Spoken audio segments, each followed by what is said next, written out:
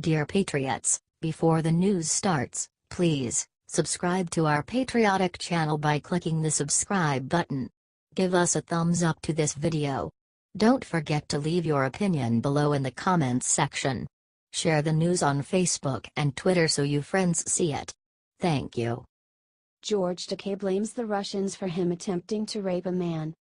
Anti-Trump advocate and former Star Trek actor George Takei was accused of drugging a male model in attempted rape.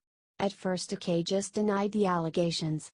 Then a Howard Stern video was released of him admitting he grabs shy men by the crotches, that was recorded right before the allegations came out.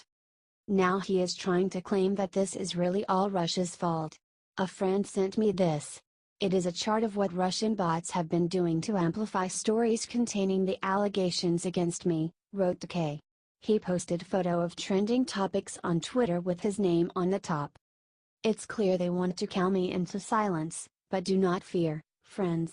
I won't succumb to that. By way of background, when I criticized Putin's anti-LGBT policies publicly, Russian bots attacked my Facebook page relentlessly, and we had to develop special security measures and ban all traffic from within the Russian Federation and the Ukraine.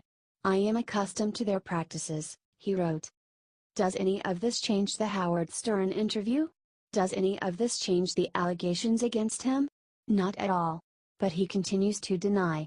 He apparently realized how stupid those tweets made him look, and he deleted them. Right now it is a he said situation, over alleged events nearly 40 years ago. But those that know me understand that non-consensual acts are so antithetical to my values and my practices. The very idea that someone would accuse me of this is quite personally painful, he tweeted.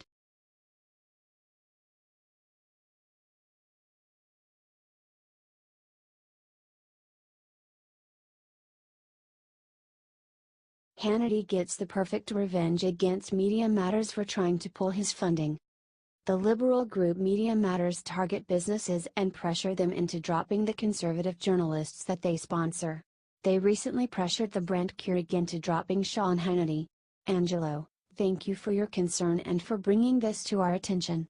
We worked with our media partner and Fox News to stop our ad from airing during the Sean Hannity show, tweeted Keurig. However, conservatives decided to fight back. Many fans of Hannity have been recording themselves smashing their Keurig products as a sign of protest. Keurig made a decision to pull ads from the @scene Hannity show.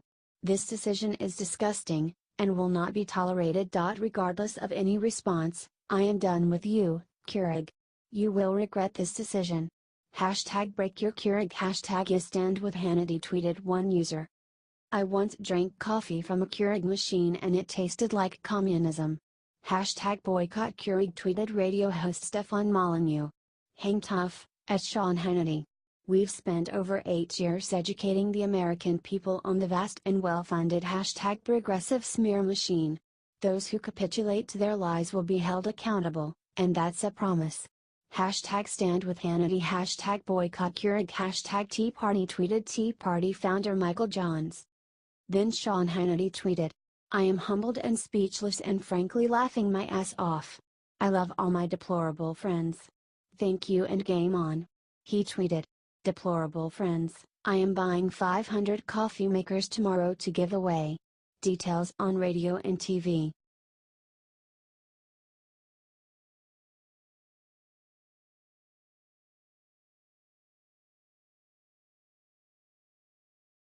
Whoopi Goldberg abruptly ends interview after being asked about her sexual harassment.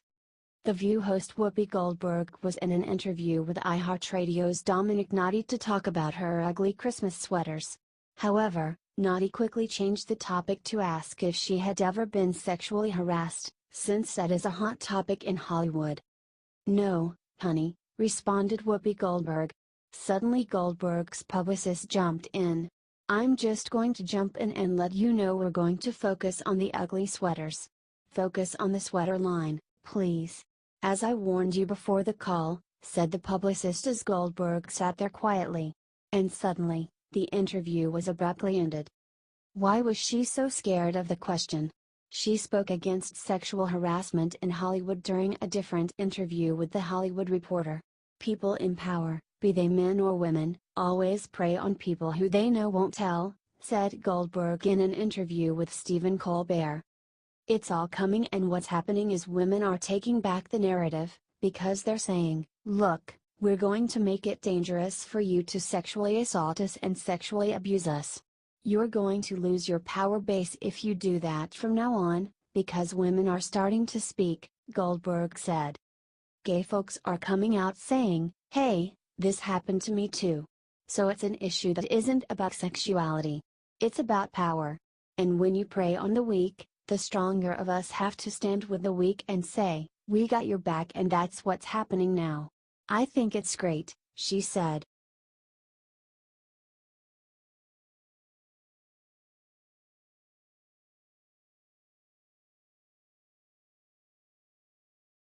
Can my kid be friends with white people? New York Times op-ed promotes racial segregation. Professor Rika Yanka from Yeshiva University wrote an op-ed for the New York Times encouraging parents to teach their children not to trust white people and to stay away from them? Why? Because some white people voted for Donald Trump. My oldest son, wrestling with a 4-year-old's happy struggles, is trying to clarify how many people can be his best friend, he wrote. He then discussed how he tried to teach his son to be more hateful because of politics. But even a child's joy is not immune to this ominous political period. This summer's images of violence in Charlottesville, Virginia, prompted an array of questions. People hate others because they are different, he wrote. A childish but distinct panic enters his voice. But I'm not different. It is impossible to convey the mixture of heartbreak and fear I feel for him. Donald Trump's election has made it clear that I will teach my boys the lesson generations old, one that I for the most part nearly escaped. I will teach them to be cautious, I will teach them suspicion, and I will teach them distrust. Much sooner than I thought I would, I will have to discuss with my boys whether they can truly be friends with white people, he wrote. In other words, he is a despicable racist who is trying to make his children hate the world and be racist themselves. The Reverend Dr. Martin Luther King Jr.'s famous dream of black and white children holding hands was a dream precisely because he realized that in Alabama, conditions of dominance made real friendship between white and black people impossible, he wrote.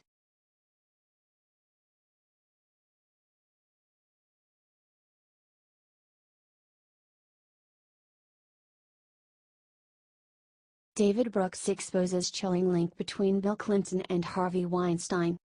We have been learning more and more about sexual assaults in Hollywood ever since accusers against Harvey Weinstein came forward.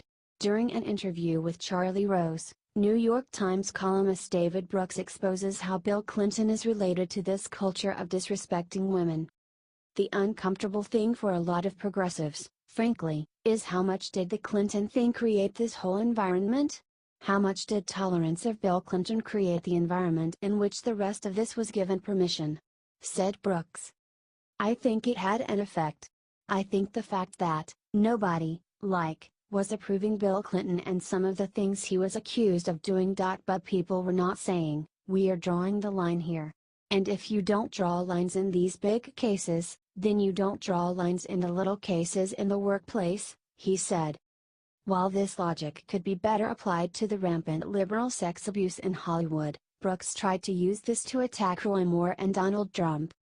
And so, now we're seeing, we saw Republicans tolerating what Donald Trump was accused of doing, and today, we're seeing this astounding case where Republicans in Alabama are tolerating what Judge Roy Moore is accused of doing, he said.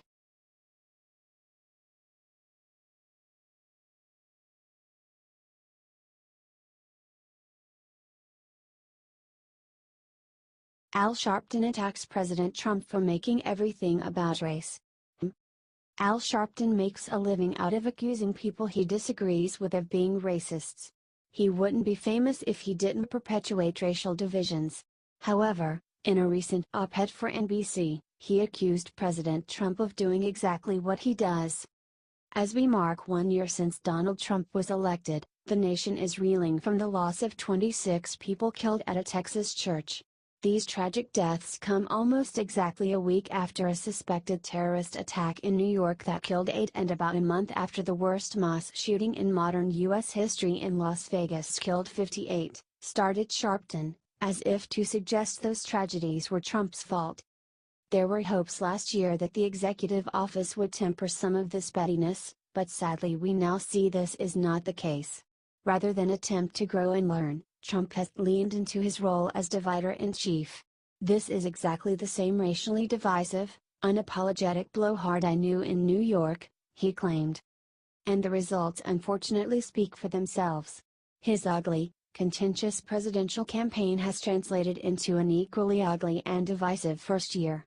Whether it's attacking Congresswoman Frederica Wilson following the tragic deaths of 4 soldiers in Niger, hesitating to condemn white supremacist violence in Charlottesville, advocating for the firing of NFL players exercising their First Amendment rights, or politicizing terrorist attacks, Trump's time in office has only made this country more polarized, wrote Sharpton. Obama was an extremely divisive president too, but he doesn't care because he agreed with Obama. And of course, we all know why Al Sharpton wouldn't say something bad about Obama.